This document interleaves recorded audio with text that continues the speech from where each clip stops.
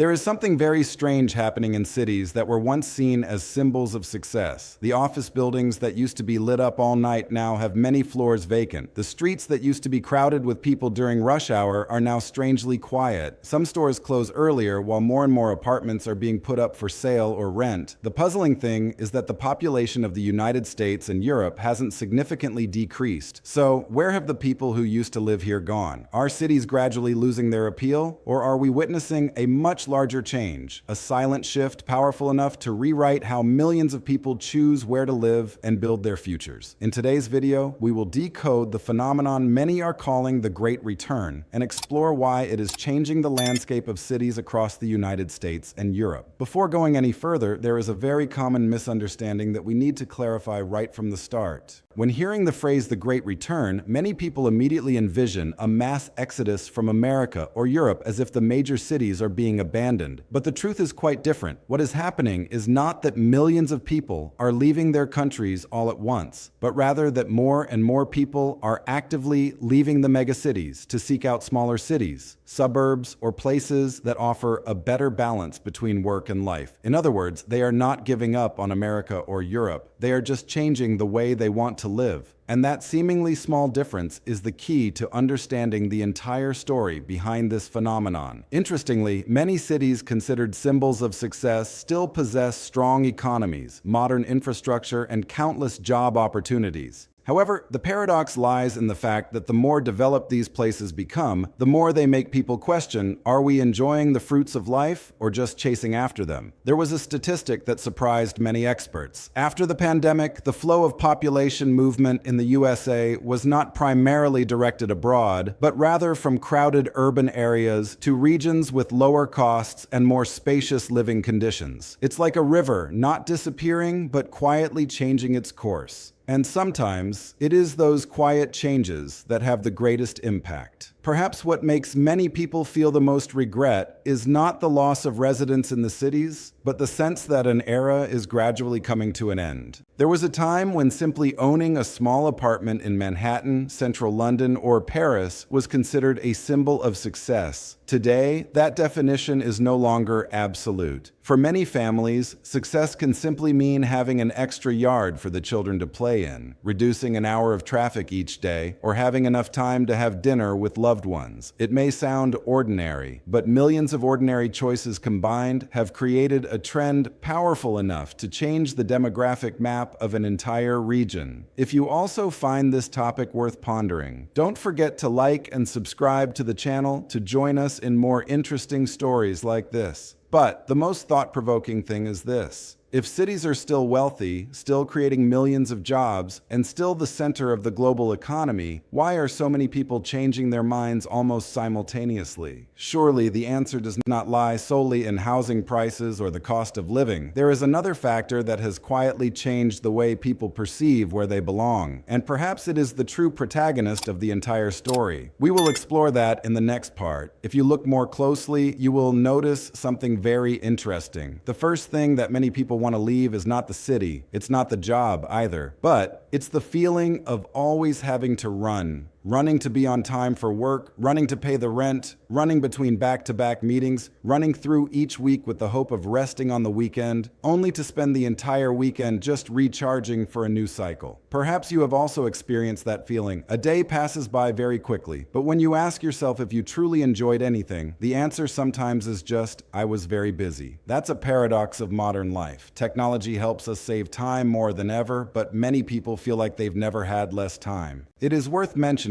that many people do not hate New York, London, Paris, or any big city at all. On the contrary, they still love the vibrancy, the late-night restaurants, the museums, the theaters, and the opportunities that only major cities can offer. But loving a city does not mean wanting to live in its rhythm forever. Someone once compared this very well. Living in a megacity is like standing on a giant conveyor belt. If you slow down for a few seconds, it feels like the whole world will pass pass you by. And it is that invisible pressure that makes many people more exhausted than even their rent bills. The point worth pondering is that numerous post-pandemic surveys show that workers increasingly value time spent with family and work-life balance just as much, if not more, than increasing their income. That is a change in the value system that few expected to happen so quickly. There is a very memorable image. A family moved from an apartment in the city center to a small town. Their income hardly changed, but what made them happier was not the bigger house. It's the fact that in the evening, the whole family can have dinner together without having to watch the clock. The child has a yard to run around in. The father no longer spends nearly 2 hours each day commuting to work. The mother has time to plant a few flower beds in front of the house. Sounds really simple, doesn't it? But sometimes happiness is precisely those simple things that a busy life inadvertently takes away. If you also believe that the quality of life is sometimes more important than just chasing numbers, please like and subscribe to the channel. That helps us continue to bring stories with multiple perspectives like this. But wait, if it's all just about people wanting to slow down, then why did this trend explode almost simultaneously in the US, Europe, and many other places around the world after 2020? What made millions of people suddenly realize they actually have the right to choose where they want to live? The answer lies not only in the thoughts of each individual, but also begins with a technological change that has quietly rewritten the rules of the entire labor market. And when you explore that, you will understand why many experts call this one of the biggest shifts of the 21st century. There is a very interesting detail that many people often overlook. When it comes to the wave of leaving big cities, most of us will immediately think of housing prices, inflation, or the cost of living. Yes, those are all important factors, but if we had to choose the main character who truly changed the game, the answer would probably not be money, but technology. For the first time in modern history, the workplace no longer dictates where we must live. In just a few years, concepts like remote work, hybrid work, cloud computing, online meetings, and AI tools have quietly blurred the lines between the office and home. Suddenly, many people realized a seemingly simple question that changed their entire lives. If I only need a laptop and a stable internet connection to work, why do I still have to live in the most expensive place? That was the turnaround that very few people predicted. In the past, work was like an invisible string tying people to the city center. Today, that tether has become much longer. A software engineer can work for a company in San Francisco, but live in Colorado. A marketing specialist can join a meeting with colleagues in London, right from a coastal town in Portugal. There are even families who spend a few months living in Spain, then move to Greece or Mexico, with their work being almost uninterrupted. The astonishing point is that many post-pandemic surveys show that millions of knowledge workers have had the opportunity to work more flexibly than before, creating one of the largest residential shifts in decades. What has changed is not the nature of the work, but the geographical location of the person performing that work. What's even more interesting is that technology not only helps people save commuting time, it also changes the way they assess the value of a house. Previously, proximity to the office was almost the top priority. Now, many people prioritize a window overlooking a lake, a small garden, or simply a room quiet enough for them to join an online meeting without being interrupted by car horns. It may sound funny, but for many people, the webcam has replaced the punch card, and the dining table in the kitchen sometimes becomes the office with the best view. If you have ever worked from home, please share your experience in the comments section. In your opinion, is productivity higher when working in the office or when you can choose your own workspace? And if you enjoy these less commonly mentioned perspectives, don't forget to like and subscribe to the channel so you don't miss the next videos. But don't be quick to conclude that technology is the solution to everything, because if all you needed was fast internet and a computer, then everyone would be happy after leaving the city. The reality is not that simple. There is a factor that is deeper than technology, more sustainable than money, and it is this reason that makes many people willing to trade high salaries for a different life.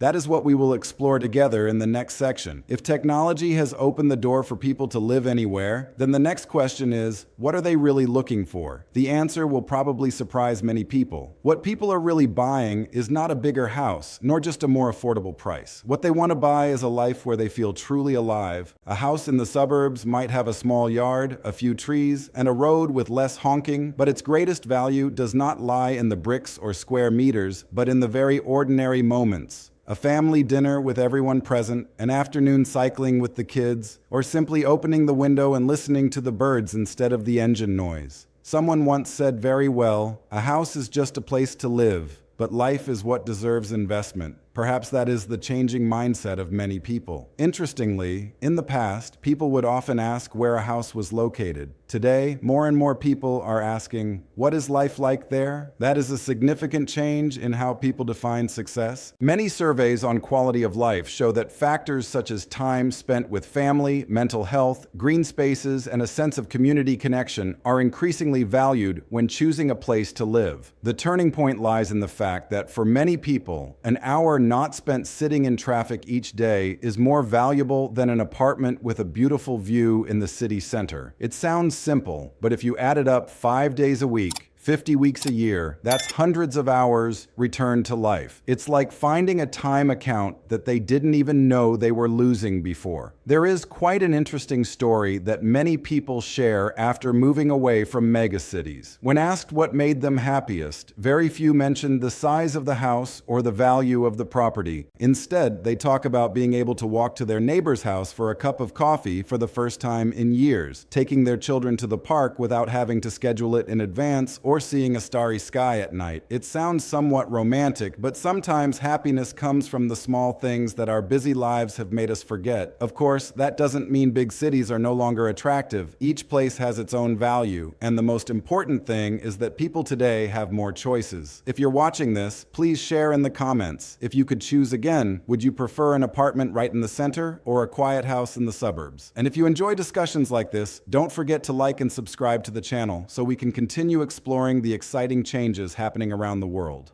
But there is one thing that few people realize. When an individual decides to change their place of residence, it's just a story of one family. And when millions of people make the same decision at the same time, the impact will no longer be limited to individual homes. It begins to spread like ripples on the surface of a lake, silently changing the labor market, real estate, traffic, and even the appearance of cities once considered the heart of the economy. And that is exactly what we will explore in the next section. Previously, we looked at this story from the perspective of each individual, each family. But when millions of people make the same choice, the story no longer stops at emotions. It begins to create waves strong enough to change the entire economy and urban landscape. Just one family moving out of the city center, and almost no one notices. But when hundreds of thousands, then millions of families do the same over a few years, everything starts to change. The office buildings are no longer fully occupied as before. The cafes that used to be crowded every morning now welcome fewer customers. Many retail stores have to adjust their business models because foot traffic is no longer the same as it was before the pandemic. What is noteworthy is that this is not a uniform picture every place, but it is clear enough for many major cities to start asking entirely new questions about their own futures. There is a very easy to imagine image. A city is like a gigantic machine with millions of small gears. Each citizen is a cog. When only a few gears change position, the machine still operates normally. But when millions of gears shift together, the entire system must self-adjust to adapt. Notably, many major financial centers have seen a significant increase in office vacancy rates after the hybrid work model became popular. That does not mean that cities are failing. On the contrary, it shows that cities are entering a redesign phase after decades of operating under the same formula. This is a significant difference that sometimes sensational headlines do not fully reflect. The ripple effect continues to spread to the real estate market. When demand is no longer absolutely concentrated in the central area, many suburban areas and mid-sized cities are starting to develop faster. Schools, hospitals, supermarkets, transportation infrastructure, and public services are also gradually expanding in line with the flow of people moving. Meanwhile, many urban centers are beginning to consider a question that was once rarely asked. Should multi-story office buildings be converted into apartments, hotels, or community spaces? It sounds like a science fiction movie, but in reality, many cities have been and are studying these very options. The interesting thing is that what was once considered the golden asset of the city now has to learn how to serve a completely new demand. The city hasn't disappeared, but the role of each area within the city is changing. Another thing worth pondering is traffic. If in the past, millions of people flocked to the city center every morning and left at the end of the day, now the flow of movement has become more flexible. Some people only go to the office 2 or 3 days a week. Some people work entirely remotely. This creates an opportunity for urban planners to rethink the use of urban space. Should more space be allocated for parks, pedestrian paths, or bike lanes? Should the commercial area that only operates during the day be transformed into a multifunctional area with housing, shops, and community spaces? Those questions show that the focus is no longer on how to make the city more crowded, but on how to make the city more livable. If you see these changes happening where you live, in your opinion, is this just a temporary trend, or will it become a popular way of life for many years to come? Please share your thoughts in the comments, as different perspectives always make the discussion more interesting. If you enjoy videos analyzing the economy, society, and the changes shaping America and the world, don't forget to like, subscribe to the channel, and turn on notifications so you don't miss the next content. Your support is the motivation for the channel to continue delivering quality, objective videos with diverse perspectives. And finally, please note that the content in the video is compiled from various public information sources, research, reports, and the viewpoints of many experts with the aim of providing information, analysis, and discussion. Some observations reflect trends or perspectives that are currently of interest and should not be understood as applicable to every individual city or country. Each region has its own economic, social conditions, and experiences.